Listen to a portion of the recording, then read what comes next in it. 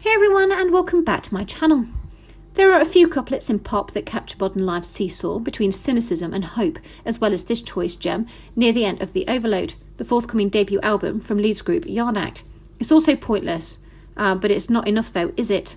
The line bears the soft underbelly of a band whose bleakly hilarious post-punk clatter channels the interior monologues of some of the country's very worst bigots and bores, before finding unexpected humanity within them.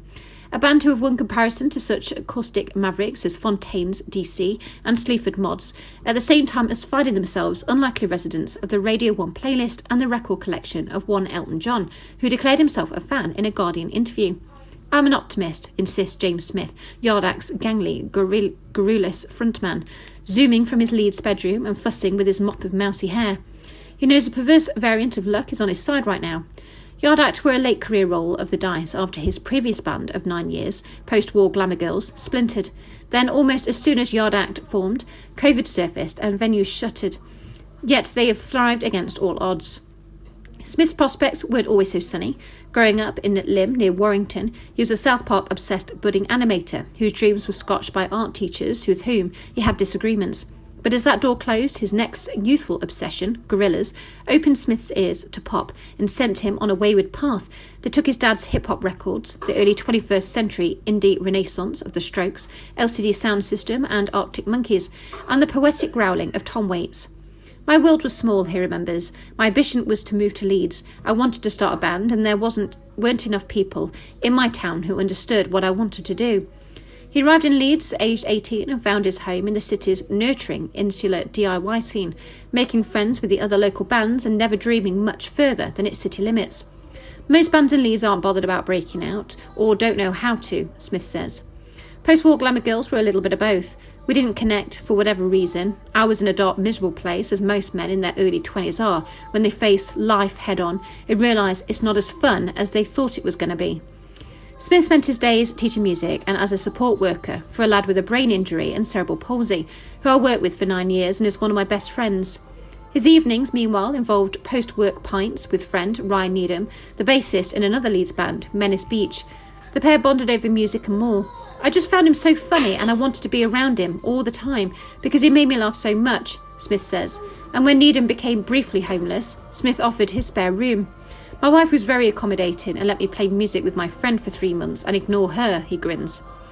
It wasn't time wasted. Smith and Needham formed Yard Act in the image of US lo-fi indie rock greats, guided by voices. "We were just going to get drunk, write pop songs, record them on cassettes and give them to friends," Smith remembers.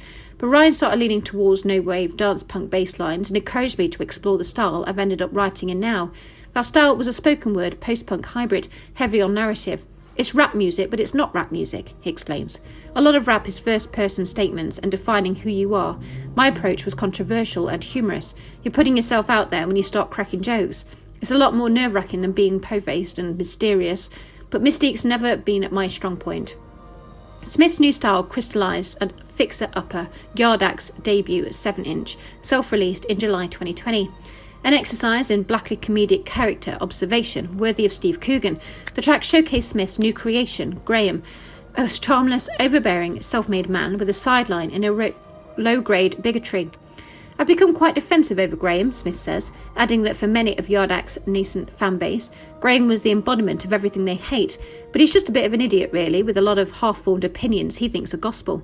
"He's an amalgamation of my friends' dads and men in the pub when I was growing up. They're rife in small towns. Ultimately, if we can't figure out how to coexist with the Grahams of the world, we're not going to get anywhere." Smith says that with a Yard Act, he has struck a balance between the anger and mellowness that make me up. The anger grew, he says, post-Brexit referendum, as he felt the world get harder and harder. Perhaps trying to find the good in Graham is his attempt to make peace with this anger. "The state of this country and the world can quickly get you into a spiral of everything is bad," he nods. "But it's not. The good moments don't exist without the bleak shit. We can't eradicate misery and depression, we've got to coexist with it." "Lately I've been watching series after series of first dates," he continues. "People just want to find someone to love and to listen to them. Even the Grahams of the world, even the nasty bastards, and no one's fully formed people can change. There's that Phil Callahan song, I'm New Here, where he says no matter how far wrong you've gone, you can always turn around. I try and apply that to everyone I meet." He pauses. "Of course, if you're really fucked off with someone, it's fine to think they're absolutely shit as well." Focusing on the good stuff is his medicine now, and there's plenty for Smith to be positive about.